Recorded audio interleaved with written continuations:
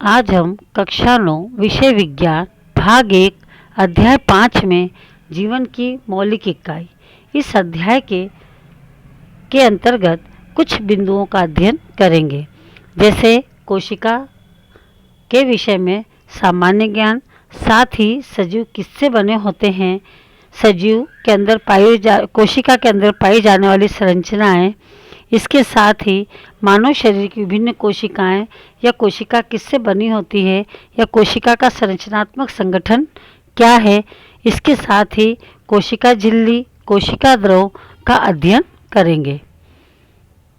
जीवन की मौलिक इकाई, जैसा कि हम सभी जानते हैं कि जीवन की मौलिक इकाई कोशिका होती है।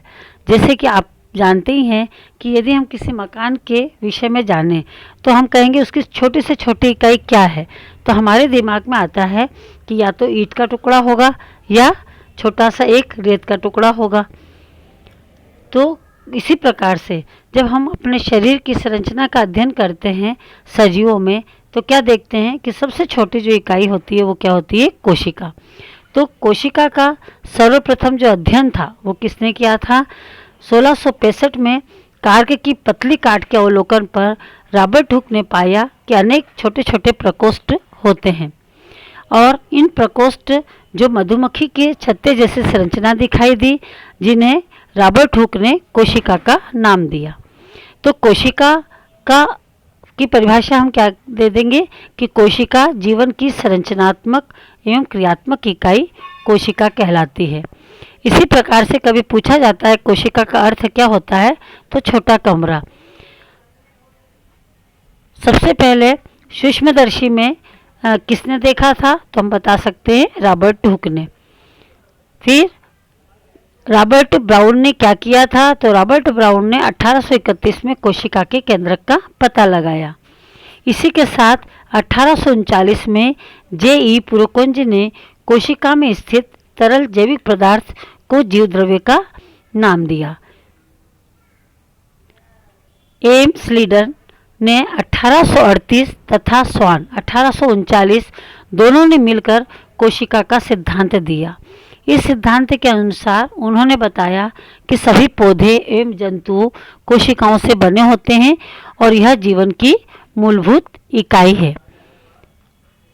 विर्चो ने कोशिका सिद्धांत को आगे बढ़ाया। उन्होंने बताया कि सभी कोशिकाएं पूर्ववर्ती कोशिकाओं से बनती हैं। इसी प्रकार 1940 में इलेक्ट्रॉन सूक्ष्मदर्शी की खोज के बाद कोशिका की जटिल संरचना, बहुत से अंगकों को समझाना संभव हो सका और हमने कोशिका के विभिन्न अंगकों जो उसके अंदर उपस्थित है उनका अध्ययन किया। तो कभी कभी प्रश्न पूछा जाता है कि कोशिका सिद्धांत किसने प्रतिपादित किया था, तो हम बता सकते हैं एम स्लीडन और स्वान ने। इसी प्रकार से अब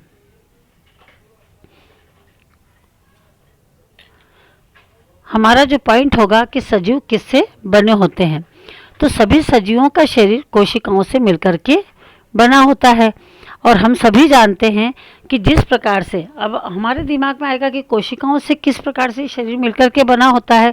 तो जो कोशिका होती है, अभी मैंने आपको इससे पहले बताया कि छोटे छोटे प्रकोष्ठ होते हैं, या तो जिसे हम क्या बोल सकते हैं, एक छोटा कमरा या छोटी कोशिका को अपन ने एक कोशिका का नाम दिया था।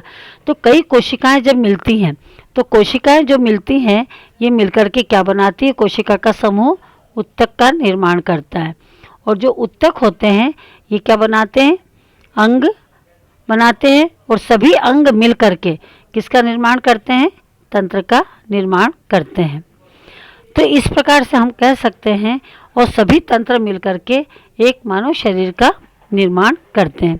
तो सभी सजीवों का शरीर कोशिकाओं से मिलकर के बना होता है और ये जो कोशिकाएं होती हैं ये एक कोशिकी भी हो सकते हैं और बहुकोशिकी भी हो सकते हैं। लेकिन जब सूक्ष्मदर्शी से हमने देखा तो पता चला कि एक कोशिका स्वयं में ही एक संपूर्ण जीव है, जैसे अमीबा, पैरामेशियम और बैक्टीरिया।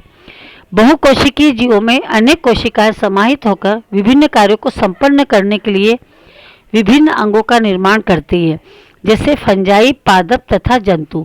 कई प्रकार की कोशिकाएं मिलकर के और विभिन्न अंगों का निर्माण करती है और इस प्रकार से जैसे सभी कोशिकाएं अपनी पूर्ववर्ती कोशिकाओं से उत्पन्न होती हैं, इसके साथ ही हम कह सकते हैं कि कोशिकाओं की आकृति तथा आकार उनके विशिष्ट कार्यों के अनुरूप होते हैं। कुछ कोशिकाएं अपना आकार बदलती रहती हैं, जैसा कि एक कोशिकीय अमीबा। मानव शरीर की कुछ विभिन्न कोशिकाओं के चित्र यहाँ पर आपके सामने हैं, जैसे रुधिर कोशिका का, साथ ही तंत्रिका कोशिका का, चिकनी पेशी का, वसा कोशिका का, शुक्राणु का, अंडाणु का, अस्थि कोशिका का कुछ कोशिकाओं के चित्र यहाँ आपके सामने हैं। इन चित्रों का आपको अध्ययन करना है और चित्र बार बार बनाएंगे तो आ जाएगा। कभी कभी ये परीक्षा में पूछे जाती हैं कि मनुष्य में पाए जाने वाले जैसे अंडाणु का चित्र बनाइए, ये शुक्राणु का चित्र बनाइए, चिकनी पेशी का चित्र बनाइए, तो हमें यहाँ से बना करके देना है। क्योंकि अभी मैंने जैसे आपको बताया कि कुछ जीवों में विभिन्न प्रकार की कोशिकाएं होती हैं, जैसे मानव शरीर में इतने प्रकार की कोशिकाएं पाई जाती, और भी कई प्रकार की हैं, किंतु ये सामान्यतः ये तो है ही। कोशिकाओं की आकृति तथा आकार उनके विशिष्ट कार्य के अनुरूप होते हैं, जैसा आपको यहाँ पर स्पष्ट दिखाई दे रहा है। तो जो प्रत्येक जीवित कोशिका में कुछ मूलभूत कार्य करने की क्षमता होती है, वो सभी सजीवों का ये एक गुण होता है। ये जो आपके सामने डायग्राम है, इनको आपको क्या करना है, सभी को बनाकर चित्र बना करके अध्ययन करना है। अब हमारे पास अगला पॉइंट आता है कि कोशिका किससे बनी होती है या कोशिका का संरचनात्मक संगठन क्या है। तो अभी आपको बताया कि कोशिका क्या है, शरीर की संरचनात्मक व क्रियात्मक इकाई है। वो हमने कैसे स्पष्ट करा कि कोशिकाएं क्या करती है, शरीर के आकार को तो बनाती हैं, साथ में भी मैंने आपको बताया कि विभिन्न प्रकार की कोशिकाएं कैसे होती हैं, विशिष्ट कार्य के लिए अलग अलग प्रकार की कोशिकाएं पाई जाती हैं। तो इस प्रकार से हम कह सकते हैं कि कोशिका शरीर की संरचनात्मक व क्रियात्मक इकाई है। कभी कभी ये प्रश्न हमसे पूछा जाता है कि कोशिका को जीवन की संरचनात्मक या क्रियात्मक इकाई क्यों कहते हैं। अब आता है कि कोशिका किससे बनी होती है। तो जब कोशिका के बारे में हम अध्ययन करेंगे तो हमने देखा कि कोशिका में विभिन्न घटक होते हैं। जब माइक्रोस्कोप का आविष्कार हो गया तो 1940 के बाद हमने उसमें देखा कि कोशिका का अध्ययन जब हमने सूक्ष्मदर्शी के द्वारा देखा तो हमें विभिन्न घटक उसमें हमें दिखाई दिए, जिन्हें हम क्या कहते हैं, कोशिकांग कहते हैं। पहला होता है इसमें कोशिका कला, दूसरा होगा कोशिका द्रव्य और तीसरा होगा केंद्रक। अब हम एक एक को वर्णन देखेंगे। सबसे पहले हम देखेंगे कोशिका कला, अथवा आप इसको प्लाज्मा झिल्ली भी कहते हैं। कोशिका कला अथवा प्लाज्मा झिल्ली है क्या, ये हमारे दिमाग में आएगा। तो कोशिका के जीव द्रव्य का सबसे बाहरी सजीव आवरण होता है ये, जो कोशिका को बाह्य वातावरण से पृथक करता है। जो किससे बनी होती है कोशिका कला या प्लाज्मा झिल्ली, प्रोटीन व फास्फोलिपिड्स से बनी होती है। अब इसके कार्य क्या होंगे, तो कोशिका कला या प्लाज्मा मेम्ब्रेन का कार्य होता है कि कोशिका में प्रवेश करने वाले व बाहर जाने वाले पदार्थों पर नियंत्रण रखती है। यह कुछ पदार्थों को अंदर व बाहर जाने देती है, अन्य पदार्थों की गति को रोकती है, इसलिए इसे वर्णात्मक चयनात्मक पारगम्य झिल्ली कहते हैं।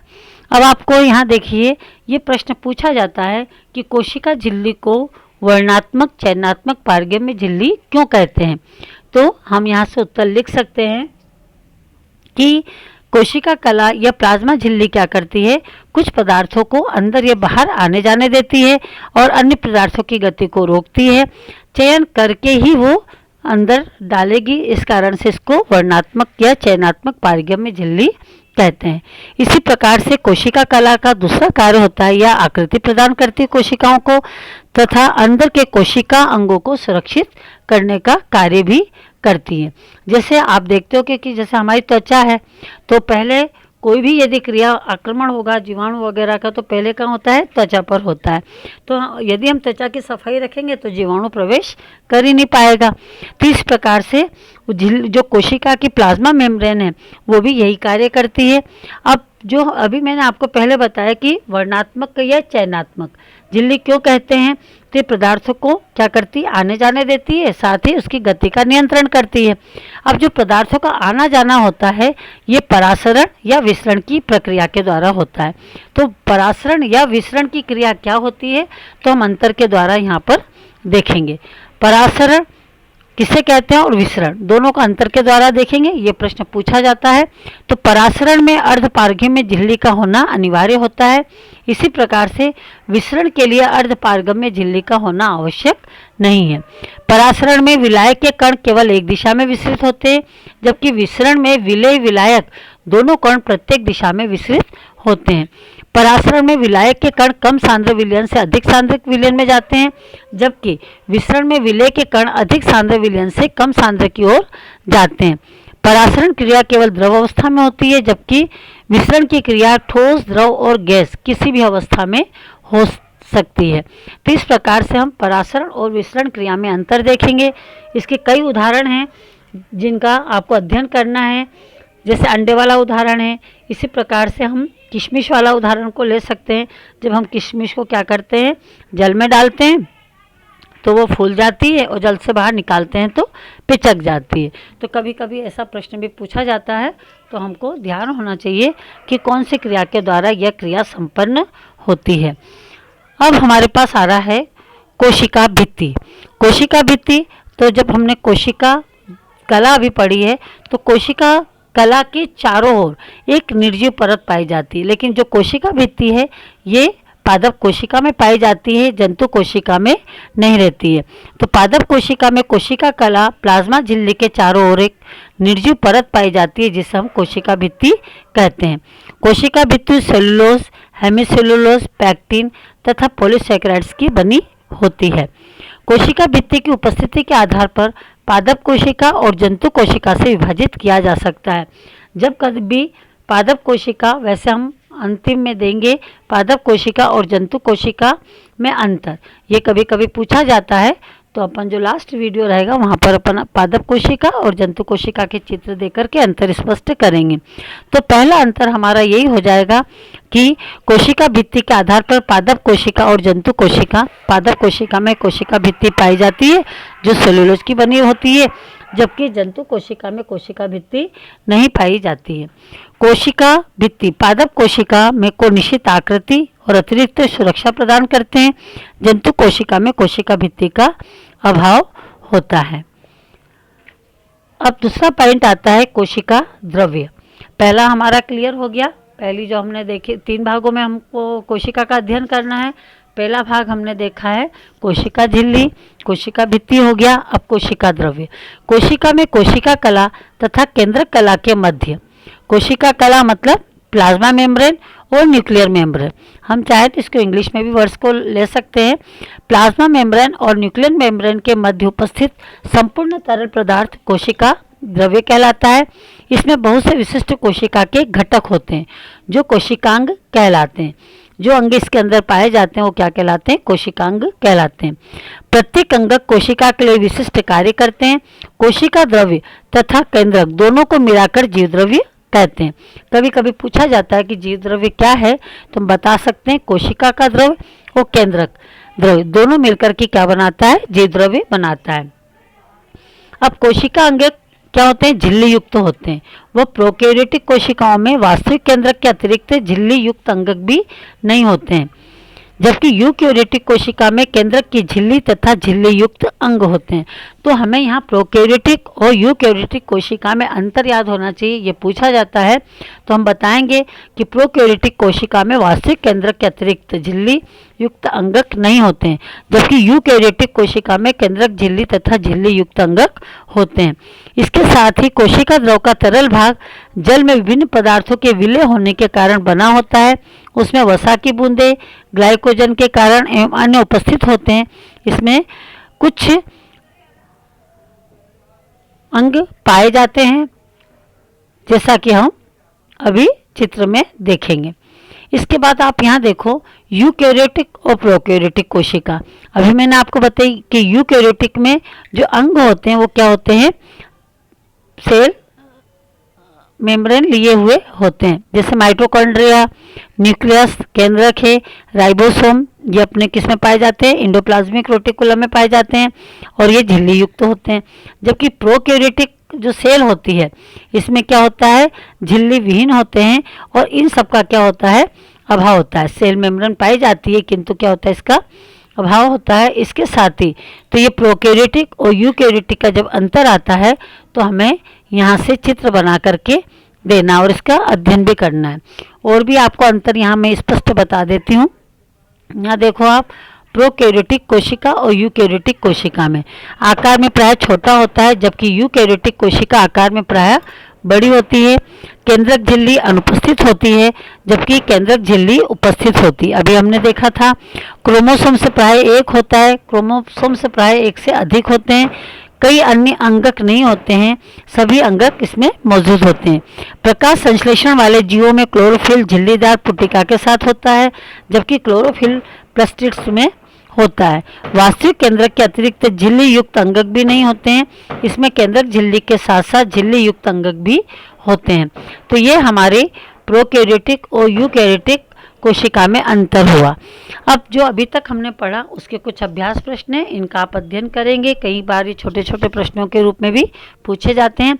कोशिका की खोज किसने की, कैसे की, कोशिका संरचना को सर्वप्रथम देखने का श्रेय किसे दिया जाता है, कोशिका सिद्धांत प्रस्तुत करने वाले वैज्ञानिकों के नाम, कोशिका के केंद्र की खोज करने वाले वैज्ञानिक कौन थे, मानव शरीर की विभिन्न कोशिकाओं के चित्र बनाना है, प्लाज्मा झिल्ली किसे कहते हैं, कार्य बताना, कोशिका भित्ति किसे कहते हैं, कार्य बताना, प्रोकैरियोटिक कोशिका यूकैरियोटिक कोशिका में अंतर स्पष्ट करना है, विसरण व परासरण में अंतर स्पष्ट करना है। भाग 2 में हम जो कोशिका द्रव में पाए जाने वाले जो अंग है, माइटोकॉन्ड्रिया, अंतःप्रद्रवी जालिका, लाइसोसोम, राइबोसोम, प्लास्टिड्स, इन सभी का वर्णन साथ ही जंतु कोशिका और पादप कोशिका के चित्र के साथ या उनके अंतर के साथ अपन दूसरे भाग का अध्ययन करेंगे।